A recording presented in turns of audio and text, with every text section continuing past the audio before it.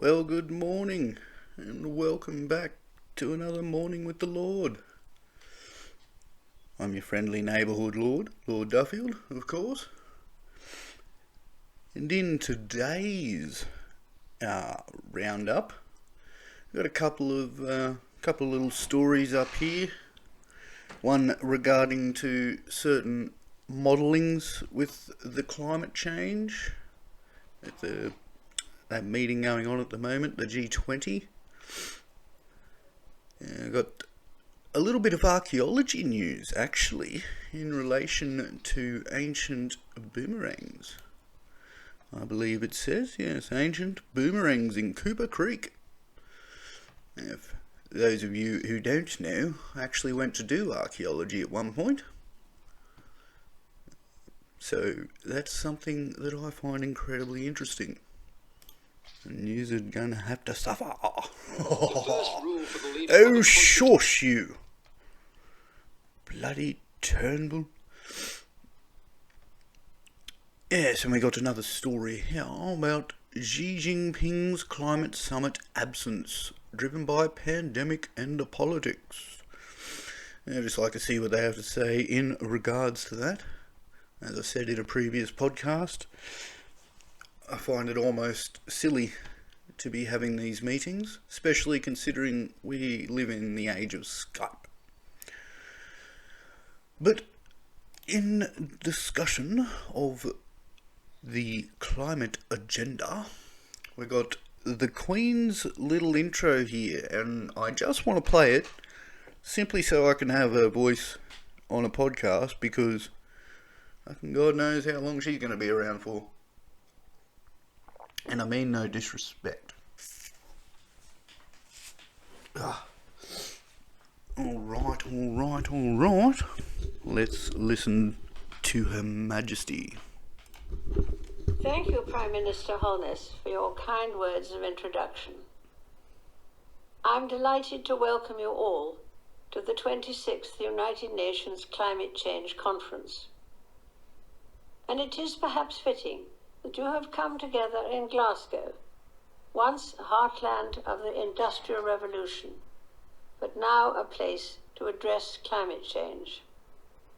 This is a duty I'm especially happy to discharge, as the impact of the environment on human progress was a subject close to the heart of my dear late husband, Prince Philip, the Duke of Edinburgh. I remember well that in 1969, he told an academic gathering, "If the world pollution situation is not critical at the moment, it is as certain as anything can be that the situation will become increasingly intolerable within a very short time. If we fail to cope with this challenge, all the other problems will pale into insignificance." It is a source of great pride to me that the leading role my husband played in encouraging people to protect our fragile planet lives on through the work of our eldest son, Charles, and his eldest son, William. I could not be more proud of them. Indeed, I have drawn great comfort and inspiration from the relentless enthusiasm of people of all ages, especially the young, in calling for everyone to play their part. In the coming days, the world has the chance to join in the shared objective of creating a safer, stabler future for our people and for the planet on which we depend. None of us underestimates the challenges ahead, but history has shown that when nations come together in common cause, there is always room for hope. Working side by side, we have the ability to solve the most insurmountable problems and to triumph over the greatest of adversities. For more than 70 years, I have been lucky to meet and to know many of the world's great leaders. And I have perhaps come to understand a little about what made them special. It has sometimes been observed that what leaders do for their people today is government and politics. but what they do for the people of tomorrow, that is statesmanship. I, for one, hope that this conference will be one of those rare occasions where everyone will have the chance to rise above the politics of the moment and achieve true statesmanship. It is the hope of many that the legacy of this summit, written in history books yet to be printed, will describe you as the leaders who did not pass up the opportunity, and that you answered the call of those future generations. That you left this conference as a community of nations with a determination, a desire, and a plan to address the impact of climate change, and to recognize that the time for words has now moved to the time for action. Of course, the benefits of such actions will not be there to enjoy for all of us here today. We none of us will live forever. But we are doing this not for ourselves, but for our children and our children's children, and those who will follow in their footsteps. And so I wish you every good fortune in this significant endeavour. And Her Majesty there, with a little address. Good on you, Majesty. Which single tune? Oh, bloody ads. Now, hopefully some of our pollies might have a little bit of a listen. And it's funny, isn't it, after Scott Morrison's remarks about how the politicians will not be the ones leading us into this bright future, when then you've got the Queen pretty much saying the opposite, saying like it is statesmanship, the gift that we give. Couldn't have two opposite statements, I don't think. But this little story here is titled "Modelling Suggests India and China Emissions Pledges Put Warming Below 2 degrees Within Reach." This story is by George Brunkel, Jorge, and I just thought this title was interesting because when the fuck has anyone said that the modelling, by the way that we're doing shit now, is going to work out with a -2 degrees fucking... You know, everybody's been saying the complete opposite. You know, we need to do more, and then suddenly China and fucking India have all suddenly like, nah, not by my estimates, mate. Alright, I don't think this is an overly long article. It is a little bit long, but anyway, this is the important stuff. These are the articles you want to have a bit of information in. So let's just have a little bit of an overview here and see if it's worth reading the whole thing. More ambitious new emissions pledges from major polluters China and India could help the world keep global heating to 1.9 degrees. Early analysis from 3 Melbourne researchers suggests. The modelling produced by Climate Resource is the first to suggest warming could be kept to less than 2 degrees above pre-industrial levels if all countries follow through on their long-term emissions commitments. Yeah, if everybody follows through. Motherfucker, 25 years in, shit, I don't think we're following through with much. It's a major change from the 2.7 degree figure commonly cited in the lead up to the COP26 climate summit in Glasgow, but still a long way from the 1.5 degree limit most scientists agree is necessary to stave off some of the most devastating impacts. In a briefing paper released on Wednesday, University of Melbourne Associate Professor Malte Minshausen MEINSHAUSEN, and his co-authors said new emissions reduction commitments, both criticised for not being ambitious enough, were the major changes. For the first time in history, the aggregate effect of the combined pledges by 194 countries might bring the world to below 2 degrees warming with more than a 50% chance, the author says.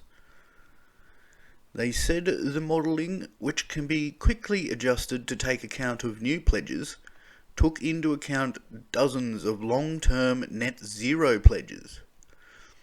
China, the world's biggest emitter, now plans to peak emissions by 2030 and to get to net zero by 2060, while India, the third biggest, says it will hit the target by 2070 and generate half of its energy from renewables by 2030. Fucking 2030. That's not long. You know, imagine if we did this 20 years ago. Could have been there. Fucking sweet. Not in war. No tensions. No reason for all the nations to be going off at each other over fucking being money-hungry bastards. Alright, it puts you, for the first time ever, in the ballpark of keeping global warming to less than 2 degrees. Or at least, you know, having a significant chance of doing that. Richie Merzian, Climate and Energy Program Director at the Australian Institute think tank, told 9 News. And that it gave you hope, which is so important if we're going to be dealing with this crisis. But there are some major caveats, the most important of which is that the model assumes the pledges are underpinned by real policies that make them possible. Well, that is a caveat. You know, we're totally sweet, you know, unless we're talking out our ass. It's going to be either one. I mean, and that's better than a 50% chance, because it's most likely that not all the scientists are lying. It's got to put you above 50%, right? The huge if here is if countries, bracket climate pledges, close bracket, are met, if they are implemented with actual domestic policies, Professor Minshulzen told The Independent. Yeah, we just said that. In order to get closer to 1.5 degrees, there is no way other than to substantially increase emission reductions this decade. The 2050 targets are good and bring us so far, but to get to 1.5 degrees, we really need stronger 2030 targets. The researchers described Australia's net zero pledge as hollow, saying it needed climate policies, sectoral targets, and a change of course to be achieved. So there you go. ScoMo, hollow.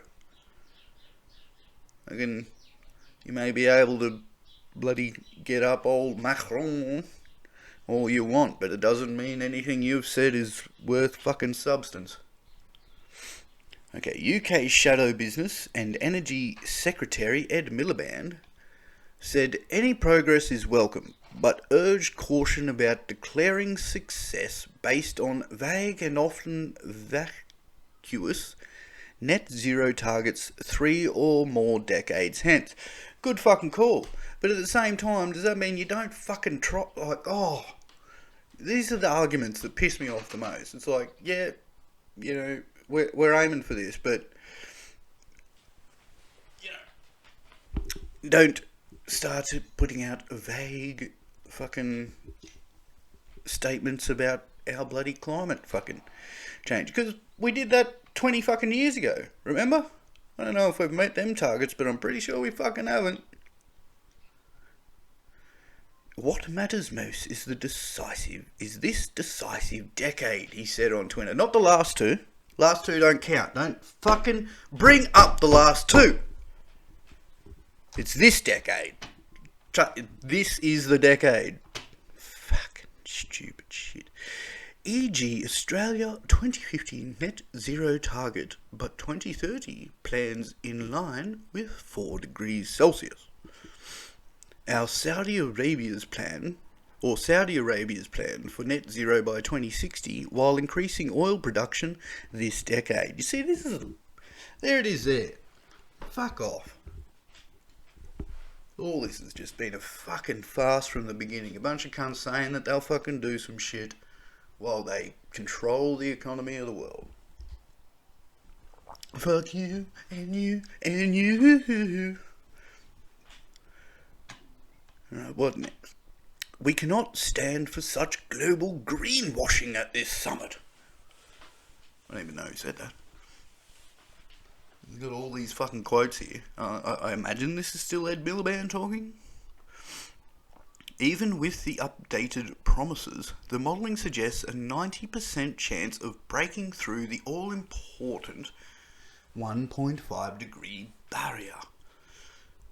God. If I can think of it, I'm going to try and go back and look at what the original fucking plans were meant to lead to. Because I am sure that we fucking have not met any plan. You can pretty much say farewell to the Great Barrier Reef, Mr. Merjan said of a 1.9 degree temperature increase. But like it wasn't that long ago we started having reports of the Great Barrier Reef coming back. I'm pretty sure Pauline Hanson went out there for that, didn't she? I don't know. You're still going to have a huge amount of extreme heat and heat waves and drought and superstorms and hectic bushfires. You're still going to have a lot of painful and severely damaging extreme weather impacts. Like, these are things that we need to be avoiding at all costs. Australian Prime Minister Scott Morrison arrived at COP26 able to commit to net zero by 2050 and projecting a 35% cut by 2030. But without updating the country's official target of 26 to 28% based on 2005 levels. Commit to net zero by 2050. 35 by 20. But it's updating the country's official target 26 to 28% based on 2005 models. That might be talking about what I was saying. Back in 2005, we're fucking nowhere near where we were saying we should be then. He told world leaders at COP26 the climate change challenge would be met. Oh, we fucking went over this. He's a wank. We know. Australia on Tuesday signed a deal to protect the world's forest, but refused to sign a deal pledging to reduce emissions of methane, a particularly potent greenhouse gas. Of course, because we're trying to move into fucking gas.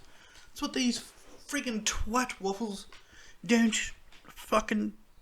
Of course we're not going to agree to that. That's where they're putting all their fucking eggs at the moment. Coal seam and fucking shit. And that's the end of the story. Thank God that's the end of the story. I like how they chucked that in at the very end. Just like, oh yeah, you know, like everything that we're saying, total crock of shit. Don't worry about it. We're still going mining, cunts. Alright. Well, let's go into the archaeology. Seeing as we're talking about climate change, we'll stick to the drought. It says here, drought reveals ancient boomerangs hidden in Cooper Creek. 4 ancient wood boomerangs, hundreds of years old, have been found in a dried up arm of Cooper's Creek. Does hundreds constitute ancient? I guess. Maybe. I don't know if it does though. They want to be on the high end of the hundreds. The discovery was significant. A professor involved in the carbon dating of the objects told Nine News. With the 4 boomerangs, including one with a wingspan of 1 metre, busting the misplaced belief of stereotypical returning boomerang. Instead, the 4 boomerangs showed the diverse range of activities they were probably used for, including fighting, hunting, digging, fire management, and possibly in ceremonies. Flinders University professor Amy Roberts said. Radiocarbon dating revealed the boomerang's range in age from 1650 to 1830, a time spanning the 2 centuries leading up to European incursion into the region by explorers Charles Sturt and Robert Burke and William Wills. Had it not been for severe drought exposing parts of Cooper's Creek under permanent or near permanent water, the boomerangs may never have discovered near Annamieka in South Australia's far northeast.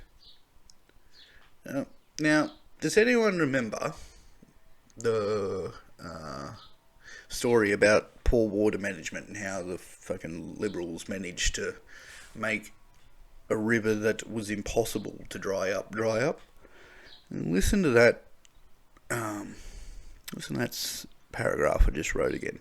Had it not been for the severe drought exposing parts of Cooper Creek under permanent or near permanent water, the boomerangs may not have been discovered.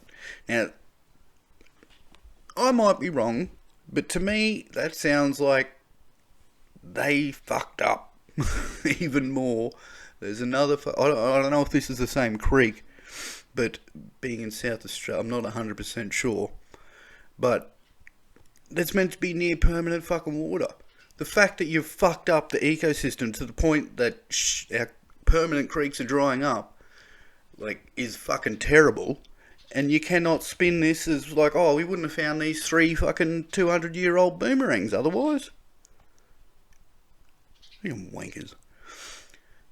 Catherine Litherland, a traditional owner, and Jason Litherland from National Parks and Wildlife South Australia found the boomerangs while clearing rubbish left by visitors in the dried up creek bed in December 2017 and January 2018. Fuck me, that took a while to get into the public eye, didn't it? Only fucking 4 years late. 3 years.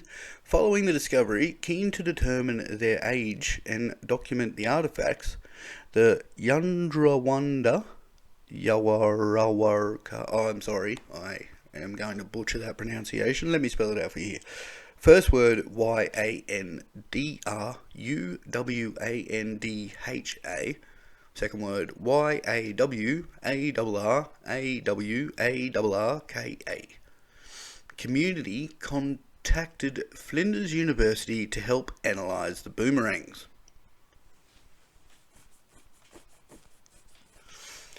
Under close examination, even before they had been radiocarbon dated, Professor Roberts could tell the boomerangs likely came before European colonisation.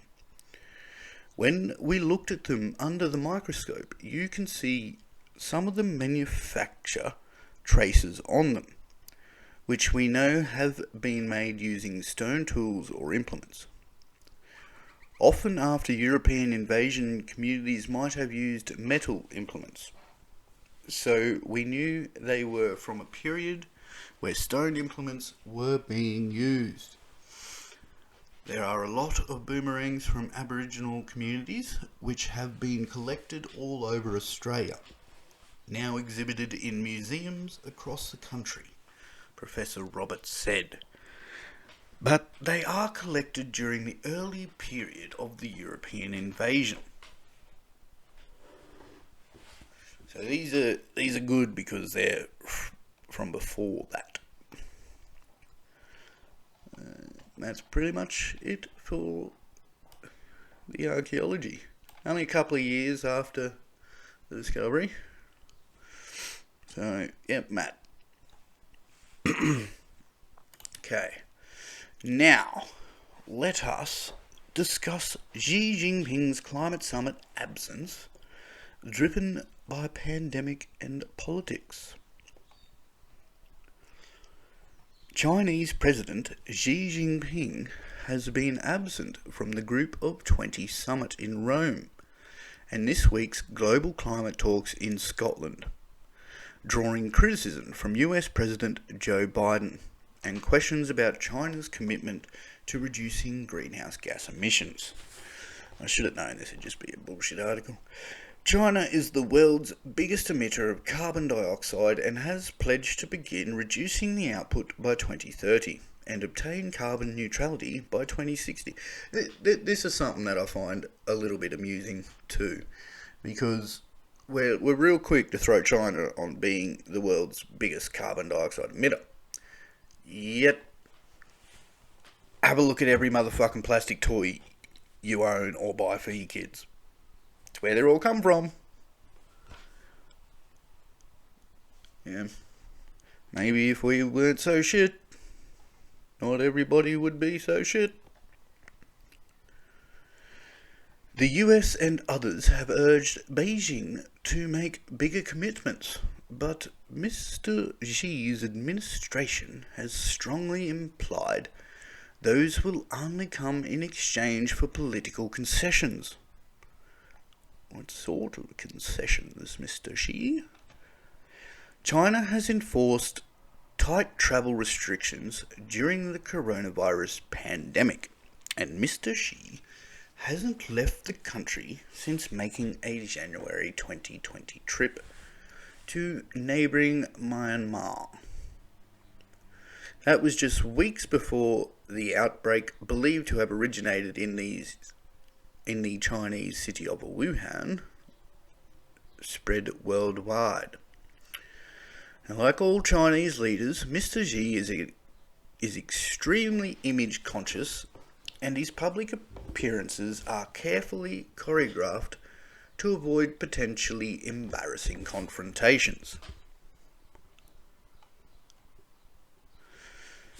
Such travels have underscored China's more assertive foreign policy as the world's second largest economy seeks to exert its influence beyond East Asia, with Mr. Xi's signature Belt and Road Overseas Infrastructure Investment Program. The President's decision not to attend the meetings in Rome and Glasgow seems at odds with that policy, although Mr. Xi isn't alone in staying away. Russian President Vladimir Putin, whose country has aligned with China in opposing US influence in world affairs, also remained at home. I think it's been a big mistake, quite frankly, for China with respect to China not showing up, Mr. Biden said Monday. They've lost an ability to influence people around the world and all people here at the COP, the same way I would argue with regard to Russia. No one cares. No one fucking cares, alright? You bunch of twats are over there talking up your fucking shit, costing us money for you to go on holidays to Rome and Glasgow, and then you want to fucking up others. Like, honestly, where in the fucking hell does it seem like a good idea we gather all the world leaders in one fucking spot during a massive fucking worldwide pandemic? It doesn't. It doesn't make any fucking sense. You cunts have got a job to do, yeah. And but like I said, just fucking Skype it. I mean, fuck me drunk. I can't even have me kids over from the other side of Australia for Christmas, and you cunts can go to fucking Rome and Glasgow. Fuck you. Fucking assholes. Alright, next, there's just one more story to go that I have queued up here. And it is to do with Wall Street hitting a record high as US winds back extraordinary COVID-19 economic aid. Now, this might not be overly interesting. This is going to be stock talk, so I just want to go over this because I find it extremely surprising that the Wall Street and the fucking market ends on a high during all this shit. It shouldn't be. How are they making more money? Except for the pharmaceuticals, of course they're fucking making money. Anyway, there's a little video here, we'll have a listen to that, and then we'll start reading the article. Hit another high for the year today on the back of a record performance on Wall Street. The Dow Jones cracked 30,000 points for the first time, with US investors gaining confidence after positive vaccine news and increased political stability.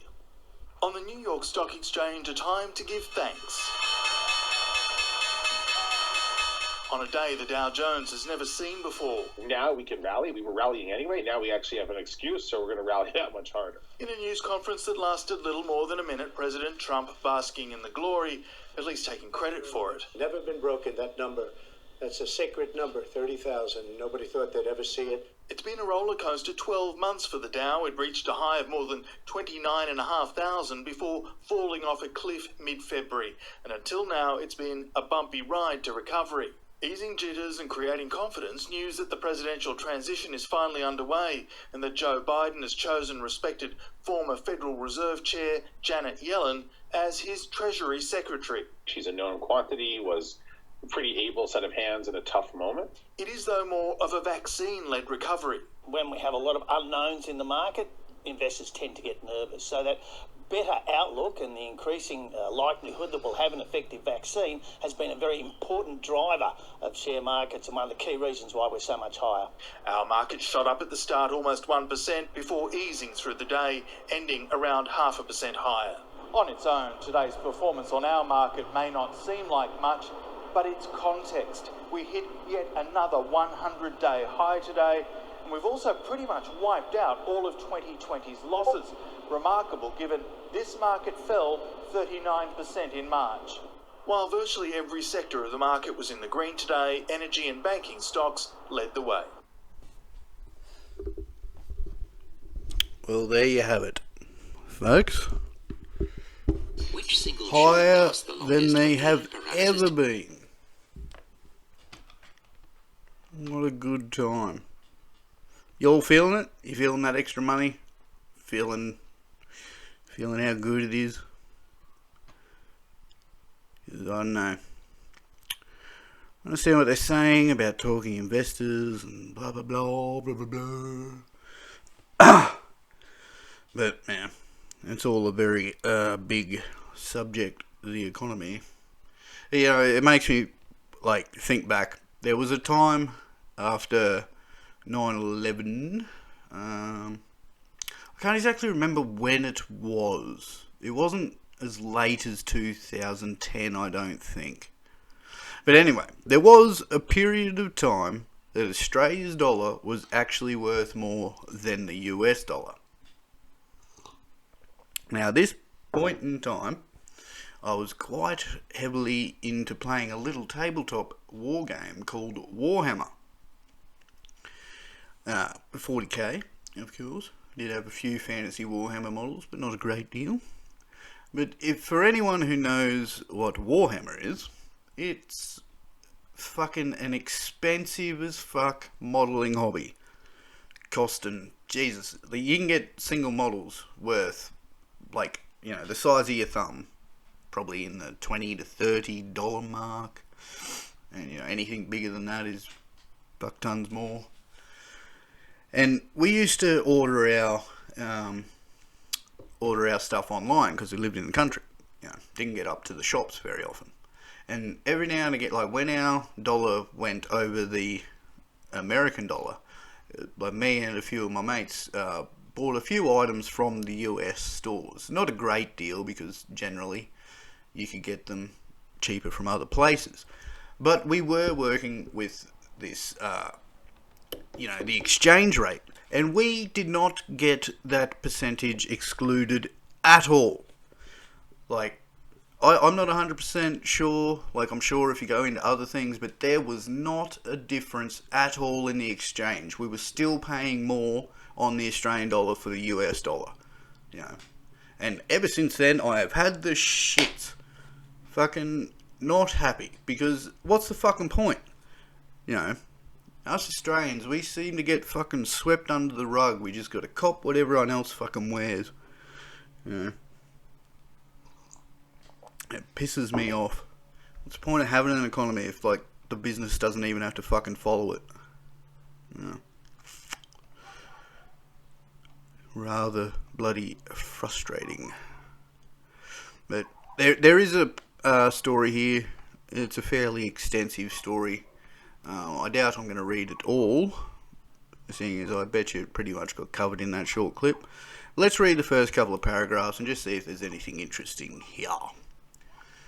It says, Wall Street shrugged off a downbeat start and notched more record highs after the Federal Reserve announced plans to begin reducing the extraordinary aid for the economy it has been providing since the early days of the pandemic.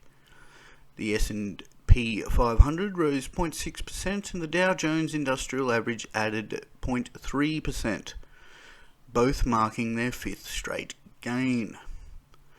The Nasdaq climbed 1%, extending its winning streak to an eighth day. All three indexes set their latest record closing highs a day earlier. In a statement released at 2 p.m. Eastern, the Fed said it would begin reducing its $120 billion in monthly bond purchases in the coming weeks by $15 billion a month. If that pace is maintained, the Fed could have done winding down its bond purchases as early as June. At this point, the Fed could decide to begin raising its key short-term interest rate, which affects many consumers and business loans. The central bank reserved the right to change the rate at which it reduces the bond purchases, which have been intended to hold down long-term rates and spur borrowing and spending. The Fed's announcement was in line with what economists and markets expected as the central bank moves to combat inflation that now looks likely to persist longer than it did just a few months ago. Much of the bond tapering announcement was already priced into markets and shouldn't have come as a surprise to anyone that was paying attention to what the Fed has been indicating for most of this year, said Chris Zaccarelli, Chief Investment Officer for Independent Advisor Alliance. But the markets are already turning their attention to how soon the Fed will begin raising interest rates and how quickly they will raise them. That's obviously the fucking troubling point, as a lot of people have maintained, this whole COVID pandemic has just seen, hundreds of businesses fail, hundreds upon thousands probably, It hasn't been a good time for anyone.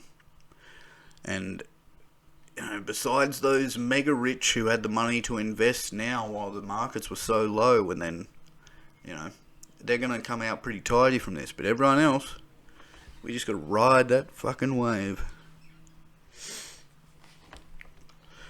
Well, lords and ladies, I think I've read enough of the news today. I do thank you all for joining me on A Morning with the Lord. I didn't say the date. Today is the 4th of November 2021. And as always, I will leave links to the stories we have been discussing today. And I will return on the morrow. Until next time, lords and ladies, you have a lovely day.